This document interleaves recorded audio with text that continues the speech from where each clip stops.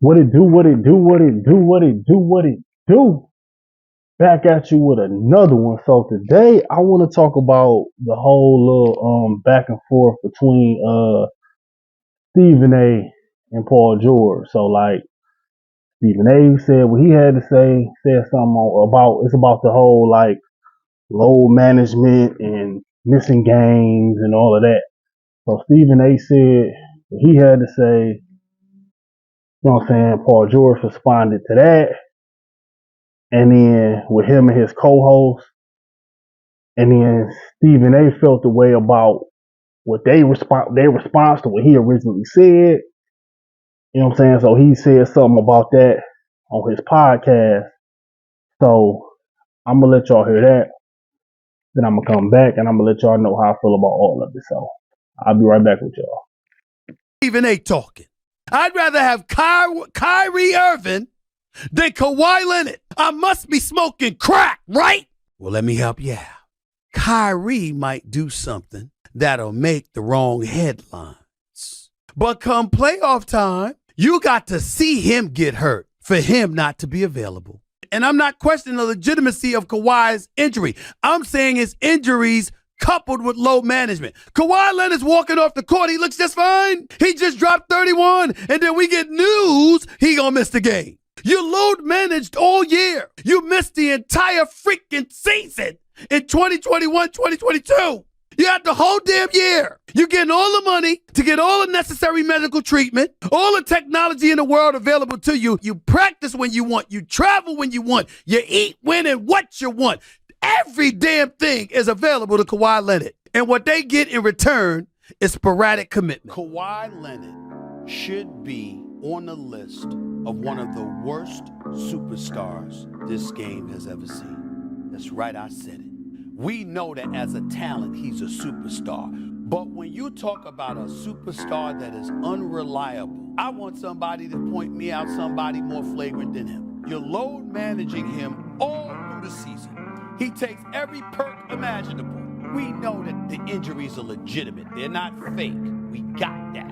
Every time I look at Ty Lue and I see Ty Lue's face, the first thought that comes to my mind is, what the hell is wrong with Kawhi Leonard now? Even they talking about he could have, like, Kawhi could have gave you 10 minutes or 5 minutes. Bro, it's not about that. Like, if I got to go on the floor and I can't be myself, then, like, what the fuck am I on the floor for? Now I'm liable to get even more hurt. It was a dumb take. Have Stephen A. Smith played any professional sports?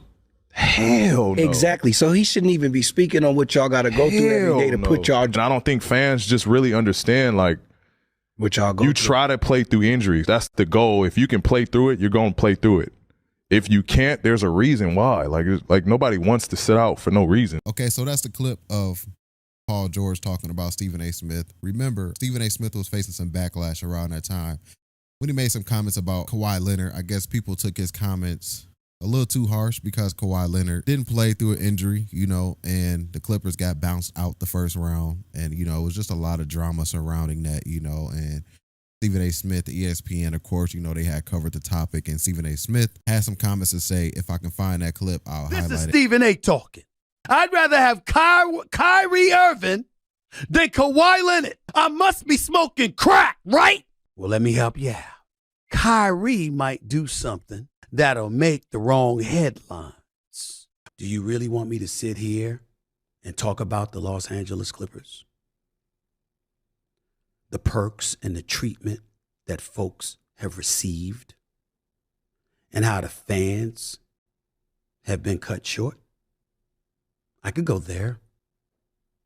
Paul George, did you know that you're the 34th highest paid athlete in the world, according to Forbes magazine, for the year 2023?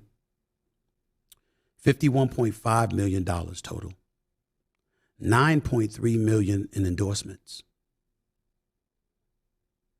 I could say I'm waiting for a championship, Paul George, for that kind of money. Did you know that Kawhi Leonard is number 35 on the list? Last year, $50.5 million total. $8 million in endorsements the year 2023. If you combine your money with his money, That equates to $102 million in salary and $17 million in endorsements for a franchise that went the fuck home in the first round. Damn. I'm sorry.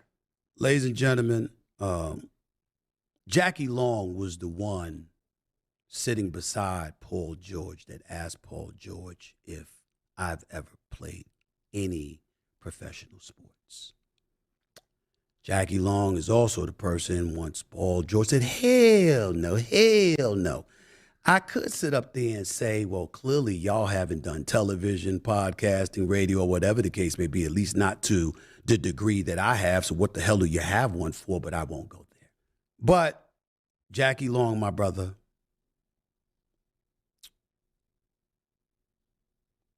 they describe you as a B-list actor. I didn't know this about you. I'm an elite journalist. I'm an elite commentator.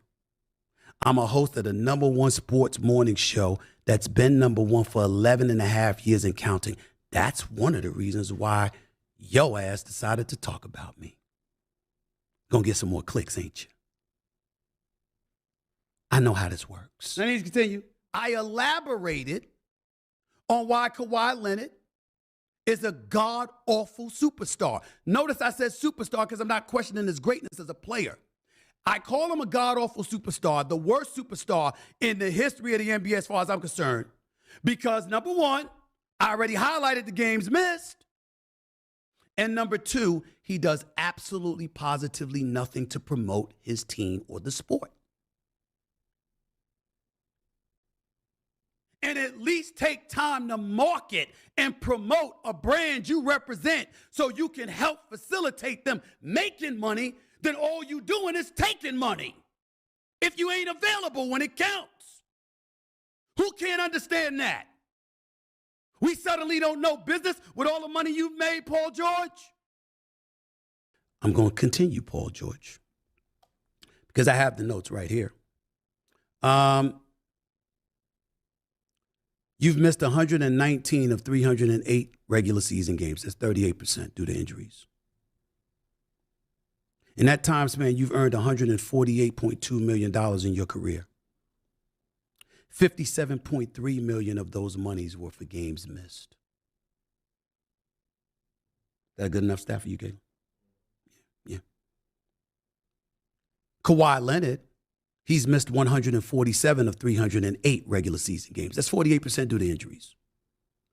Kawhi's earned $146.9 million in his career with the Clippers. About $70.8 million were for games he's missed. So combining that 70 with the $57.3 million, the $70.8 million plus $57.3 million, that comes up to $121.1 million in salary paid to you both for missed games. I don't see the Clipper fans getting any refunds because if I'm not allowed to talk basketball, that's why I'm upset that you asked Paul George that question and then made that remark. That's crossing the line. That's not fair to me. Okay, so that's what Stephen A. Smith had to say. And the feedback so far, everybody is saying that Stephen A. Smith just brutally cooked Paul George. If you want to go check out the full clip, I'll have Stephen A. Smith's podcast link down below. Yeah, man, it's looking like these basketball players is not safe anymore, man. Everybody has a podcast. Everybody has a platform. Nobody is going to let these athletes walk over them or get to say whatever they want now. Look at what Ryan Davis had did to Kevin Durant. And if you missed that video, I have the link to that video down below as well, or it should be popping up at the top left of your screen. Salute, guys. Hit that like button if you made this far in the video. Don't forget to subscribe as well if you're new. And I'll catch you guys on the next video. And we out. Peace.